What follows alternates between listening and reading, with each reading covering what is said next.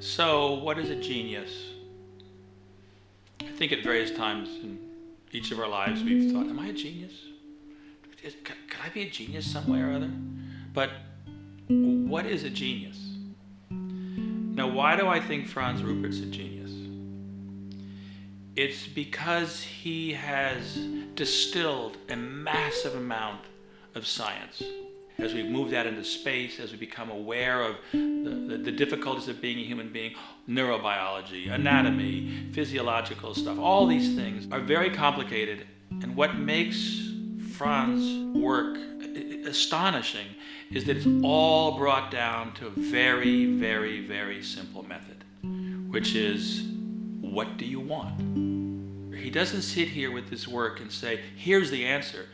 What he allows you is to be able to grow in uncertainty. In fact, growing is a process of uncertainty. You leave behind what you know and you move towards something you don't know.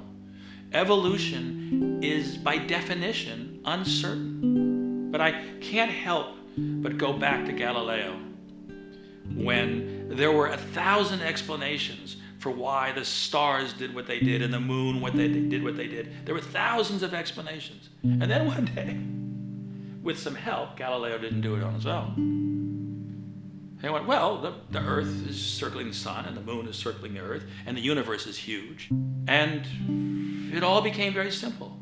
Very, very simple. Now, I love this story that then the Catholic Church said, this is wrong. This will overturn everything we've based our world on. Because religion is very, very important, but it has to move very slowly and has to protect people. That's what religion does. And religion moves, but it's pulled by science. So they said, we're going to execute you if you keep doing it. And he kept talking about it. And they said, well, we're going to burn you at the stake. And then Galileo said, the world's flat. He didn't have to protect the truth. He didn't have to sacrifice himself for the truth. It was the truth. And there's something Franz says, which is, I'll leave you with this. He says, I'm not here to save the world. I'm here to save myself from the world. Which, at first you go, ugh, until you look at what he's done, his books, how much impact he's had already in Europe and Asia, and now coming to the United States.